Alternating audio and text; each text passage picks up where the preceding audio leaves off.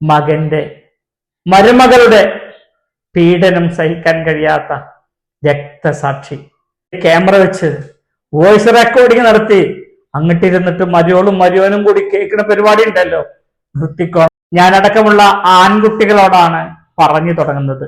താഴെയുള്ള മകൻ തറവാട് വീട് പൊളിച്ചു. എന്നെയും എന്റെ മക്കളെയും കുറിച്ച് പറയാനുള്ളതൊക്കെ പറഞ്ഞു തീർന്നില്ലേ?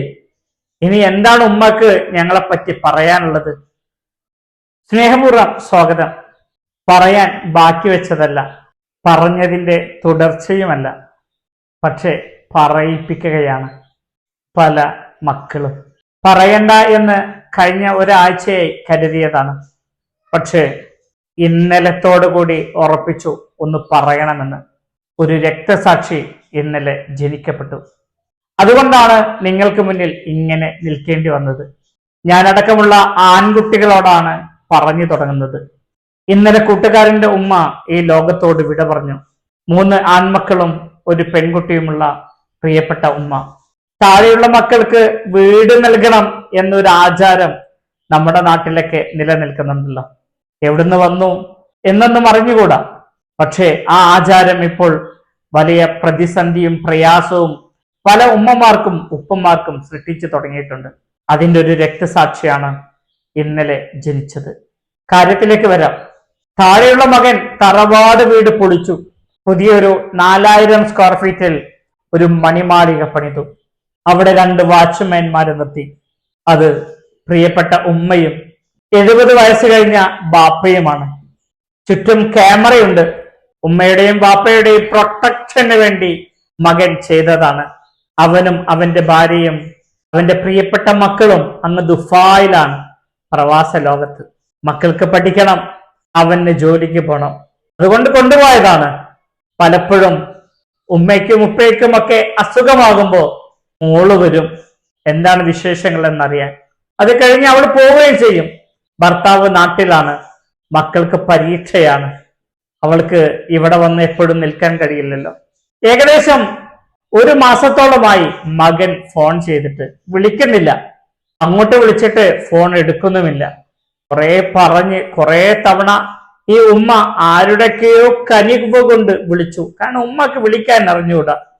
പലരെയും വിളിച്ച് എടാ മോനെ, എന്റെ മോൻക്കൊന്ന് വിളിക്കടാ എന്ന് പറയും. അങ്ങനെ ഫോൺ ചെയ്യും, പക്ഷേ അവൻ എടുക്കില്ല.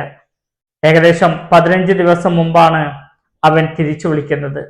വിളിച്ച് അവൻ ചോദിച്ചു, എന്നെയും എന്റെ മക്കളെയും കുറിച്ച് പറയാനുള്ളതൊക്കെ പറഞ്ഞു തീർന്നില്ലേ? ഇനി എന്താണ് ഉമ്മക്ക് ഞങ്ങളെപ്പറ്റി പറയാനുള്ളത്? ഉമ്മയ്ക്കൊന്നും മനസ്സിലായില്ല.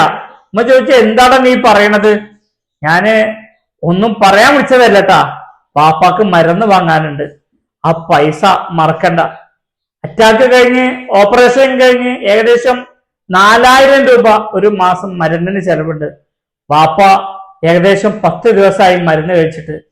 ഞാൻ കടം വാങ്ങാൻ പറഞ്ഞു നോക്കി വാപ്പാനോട്. വാപ്പ പറയണത്, ഈ മണിമാളിക കഴിയണ ഞാൻ എങ്ങനെയാടി മെഡിക്കൽ ഷോപ്പിൽ പോയിട്ട് കടം വാങ്ങുന്നതെന്നാ ചോദിക്കുന്നത്. ഇപ്പം മരുന്ന് കഴിച്ചിട്ട് 10 ദിവസമായി, അതൊന്നും എന്നോട് പറയാനാ ഇത്ര ദിവസമായിട്ട് ഞാൻ വിളിച്ചിരുന്നത്. ആ ഉമ്മ ഒരു ഇറ്റ് കണ്ണീർ വാർത്തുകൊണ്ട് ഫോൺ കട്ട് ചെയ്തു. പിന്നീട് അവരുടെ മകൾ വന്നു. മകൾ വന്നപ്പോ മോന് വിളിച്ച കാര്യം പറഞ്ഞു. അവൻ ദേഷ്യത്തിലാണ്, ഫോൺ വിളിച്ചെടുക്കുന്നില്ല, എന്താണെന്ന് അറിയില്ല. ആ സമയത്താണ് മകളുടെ മകൻ, +1 പഠിക്കുന്ന മകൻ പറയണത്, മമ്മ നിങ്ങൾ ഇവിടെ പറയണതൊക്കെ മാമനും അമ്മായും അവിടെ ഇരുന്നിട്ട് കേൾക്കുന്നുണ്ട് കേട്ടോ. മമ്മ നിങ്ങളിവിടെ ചെയ്യണത് മാത്രമല്ല, നിങ്ങളിവിടെ പറയണതെല്ലാം മാമനും മാമിയും ഇരുന്ന് അവിടുന്ന് കേൾക്കുന്നുണ്ട് കേട്ടോ. ഇത് വോയിസ് കൂടി കിട്ടുന്ന ക്യാമറയാട്ടോ മാമന് ഇവിടൊക്കെ വെച്ചിരിക്കണേന്ന്. അപ്പോഴാണ് 60 വയസ്സ് കഴിഞ്ഞ ആ പാവപ്പെട്ട ഉമ്മ കാര്യം തിരിച്ചറിയണത്. എപ്പോഴെങ്കിലൊക്കെ ആരെങ്കിലും മരുമകളെ പറ്റി ചോദിക്കുമ്പോ അവരെന്തെങ്കിലുമൊക്കെ പറയും. കഴിഞ്ഞ കുറച്ച് ദിവസം മുമ്പാണ് ആഴ്ചയിൽ 2 ദിവസം വീട് വൃത്തിയാക്കാൻ വരുന്ന ഒരു ചേച്ചിയുണ്ട്. ചേച്ചി ചോദിച്ചത്, അല്ല താത്ത, നിങ്ങളുടെ മരുമകളോട് കുറച്ച് ദിവസം ഇവിടെ വന്ന് നിൽക്കാൻ പറഞ്ഞൂടെ? അവർക്ക് അവിടെ ജോലിയൊന്നുമില്ലല്ലോ. ഇപ്പോഴാണെങ്കിൽ അവിടൊക്കെ സ്കൂള് പൂട്ടിയെന്നാ പറയണ കേൾക്കണത്. ഈ പാവം ഉമ്മ പറഞ്ഞു, അല്ല അവൻക്ക് ജോലിക്ക് എന്തെങ്കിലും പോവാണ്ടാവും, അവൻക്ക് ഭക്ഷണം വാങ്ങിക്കൊടുക്കണ്ടേ, ഉണ്ടാക്കി കൊടുക്കണ്ടേ, അവളുണ്ടെങ്കിലല്ലേ പറ്റുള്ളൂ.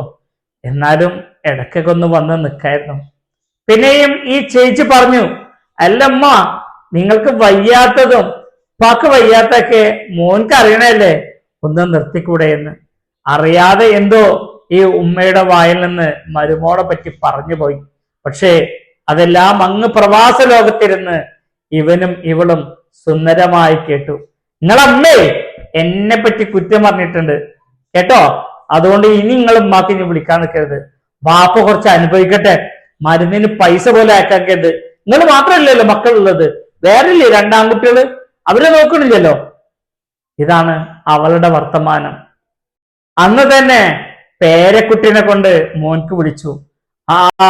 എടാ ഇവിടെ ഇന്നെ നോക്കാൻ ക്യാമറ എന്റെ വർത്താനം മുഴുവൻ ഊറ്റിയെടുക്കാനുള്ള ക്യാമറയല്ലേ വെച്ചിക്കണേ എന്ന് ചോദിച്ചു. മറുപടി പറഞ്ഞത് മരുമകളാണ്. നിങ്ങളെ തനി സ്വഭാവേ ഇപ്പോഴാണ് ഞങ്ങൾക്കൊക്കെ മനസ്സിലായത്.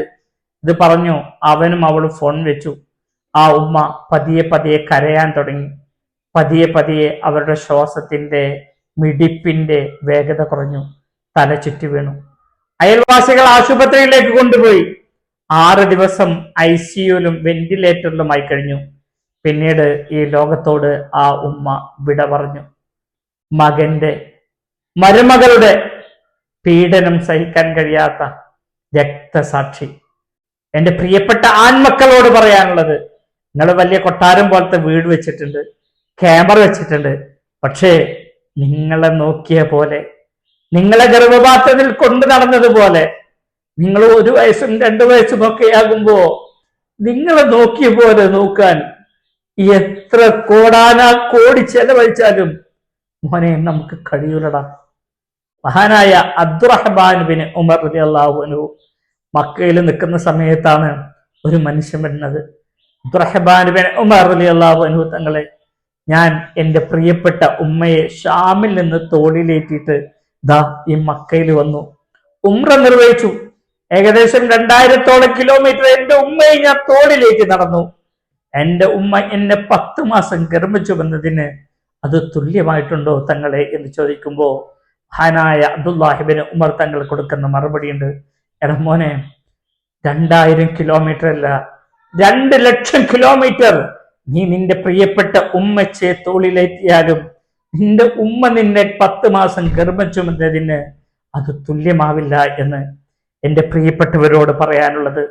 നമ്മുടെ ഉമ്മമാർ, നമ്മുടെ ഉപ്പമാർ, അവർക്ക് നൽകുന്നതൊന്നും ഒന്നിനും തുല്യമേ ആകില്ല. അതുകൊണ്ട് ഉള്ളിൽ ക്യാമറ വെച്ച് വോയിസ് റെക്കോർഡിങ് നടത്തി അങ്ങോട്ടിരുന്നിട്ട് മരിയോളും മരിയോനും കൂടി കേൾക്കുന്ന പരിപാടി ഉണ്ടല്ലോ, നിർത്തിക്കോണം. ആ ഉമ്മയ്ക്കും ബാപ്പയ്ക്കും കുറച്ച് സമാധാനം കൊടുത്തോണം നിങ്ങൾ.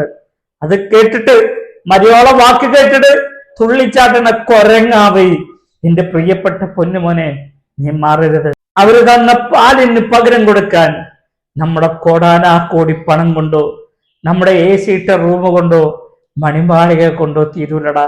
അതുകൊണ്ട് തന്നെ പപ്പാനും ഉമ്മാനെയും സങ്കടപ്പെടുത്താതെ ജീവിതം മുന്നോട്ട് കൊണ്ടുപോയാൽ ഈ ലോകത്തും പരലോകത്തും നമുക്ക് വിജയിക്കാനാകും. അതല്ല ഈ ലോകത്ത് നരകിച്ച് മരിക്കണം എങ്കിൽ പപ്പാനെയും ഉമ്മാനെയും സങ്കടപ്പെടുത്തിക്കോ, പ്രയാസപ്പെടുത്തിക്കോ.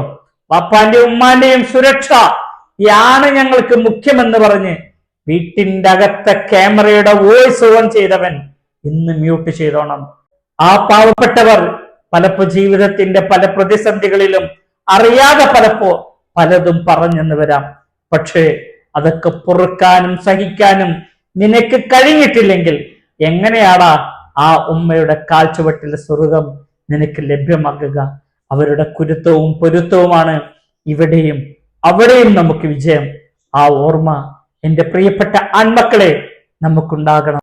അവരുടെ കുരുത്തവും പൊരുത്തവും ജീവിതത്തിൽ നേടിവരുന്ന കൂട്ടത്തിൽ നമ്മൾ ഉൾപ്പെടുത്തട്ടെ. ഇൻഷാ അല്ലാഹ് വീണ്ടും കാണാം.